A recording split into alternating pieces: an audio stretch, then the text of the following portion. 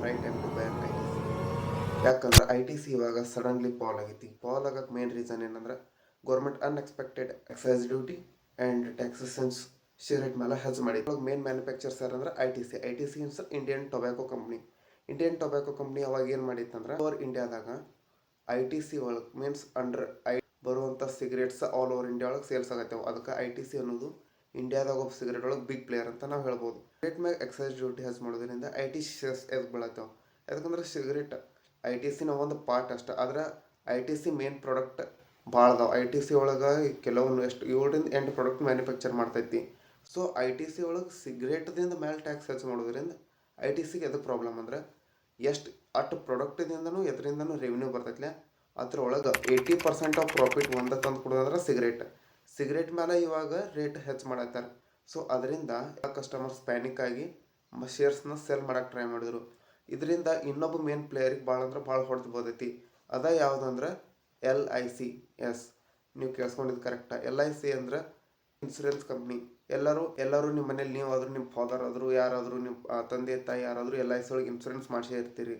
So ಆ L I C insurance amount ನೀವು ಎಲ್ಲಿ ಹೋಗ್ತೈತೆ ಅಂತ ವಿಚಾರ ಮಾಡ್ತೀರಿ. ಅಲ್ಲಿ ಇಟ್ಕೊಂತಂದು ಡಬಲ್ ಮಾಡಿ ನಿಮ್ಗೆ ಇನ್ಸೂರೆನ್ಸ್ ಪೇ ಮಾಡೋದಿಲ್ಲ. ಸೊ ಅವರು ಬೇರೆ ಸ್ಟಾಕ್ಸಾಗಿ ಇನ್ವೆಸ್ಟ್ ಮಾಡ್ತಾರೆ. ಇನ್ವೆಸ್ಟ್ ಮಾಡಿದ್ದು ಬಂದು ರಿಟರ್ನ್ದಿಂದ ಆ ಅಮೌಂಟ್ ರಿಟರ್ನ್ ಎಲ್ಲ ಒಂದು ಕಡೆ ಕೂಡಿಸಿ ನಿಮ್ಗೆ ಯಾರಿಗಾದರೂ ಸೊ ಇನ್ಸೂರೆನ್ಸ್ ಯಾವ ಬೇಸ್ ಮೇಲೆ ಇನ್ಸೂರೆನ್ಸ್ ಮಾಡಿಸಿರ್ತಿರಲ್ಲ ಅವಾಗ ನೀವು ಕ್ಲೈಮ್ ಮಾಡೋಕೆ ಹೋದ್ರೆ ಆ ಅಮೌಂಟ್ನ ಕೊಡ್ತಾರೆ. ಸೊ ಅವು ಕಂಪ್ನಿಗಳಾದರೂ ಯಾವುದಾದ್ರೂ ಶೇರ್ಸ್ ಮೇಲೆ ಇನ್ವೆಸ್ಟ್ ಮಾಡಿ ರಿಟರ್ನ್ ತೊಗೊಂಡೆ ಕಂಪ್ನಿ ನಡೆಸ್ತಿರ್ತೈತಿ. ಸೊ ಆ ಇನ್ಸೂರೆನ್ಸ್ ಯಾವುದಂದ್ರೆ ಎಲ್ ಐ ಸಿ ಐತ್ಲೆ ಐ ಟಿ ಸಿ ಅಂದ್ರೆ ಇಂಡಿಯನ್ ಟೊಬ್ಯಾಕೋ ಕಂಪ್ನಿ ಮೇಲೆ 15% ಸ್ಟೇಕ್ನ ಹೋಲ್ಡ್ ಮಾಡ್ತೈತಿ. ಅಂದ್ರೆ ಐ ಟಿ ಸಿ ಕಂಪ್ನಿನ 15% ಓನ್ ಮಾಡ್ತೈತಿ ಯಾವ್ದು L I C. So L I C ಒಳಗೆ ಏನಾಗೈತಿ ಅಂದ್ರೆ ಈಗ ಒಂದು ಮೇಜರ್ ಪಾಲ್ ಆಗೈತಿ. ಈಗ 11,480 ಕೋಟಿ ಒಂದರಿಂದ ಲಾಸ್ ಆಗೈತಿ. ಯಾಕಂದ್ರೆ I T C shares 400 350 continues down ಹೋಗಂಟ್ಲೆ ಎಲ್ಲರೂ ಏನೈತಿ ಅಲ್ಲಿ ಎಲ್ ಐ ಸಿ ಒಳಗಿದ್ದ ಇನ್ವೆಸ್ಟ್ಮೆಂಟ್ ಅಲ್ಲಿ 15% ಇನ್ವೆಸ್ಟ್ಮೆಂಟ್ ಐತಿ. ಇವನ್ನ I T C whole company 100% ಅಂತ ನಾವು ಕ್ಯಾಲ್ಕುಲೇಷನ್ ಮಾಡಿದ್ರೆ ಅದರ 15% ಎಲ್ ಐ ಸಿ ಓನ್ ಮಾಡ್ತೈತಿ.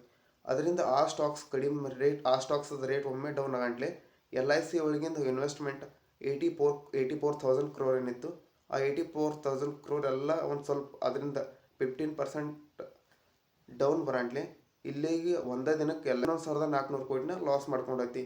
ಸೊ ನೀವು ಇವಾಗ ಐ ಟಿ ಸಿ ಒಳಗೆ ಇನ್ವೆಸ್ಟ್ ಮಾಡೋಕೆ ಇದೊಂದು ಬೆಸ್ಟ್ ಆಪರ್ಚುನಿಟಿ ಅಂತ ನಾನು ನಿಮ್ಗೆ ಹೇಳ್ತೀನಿ.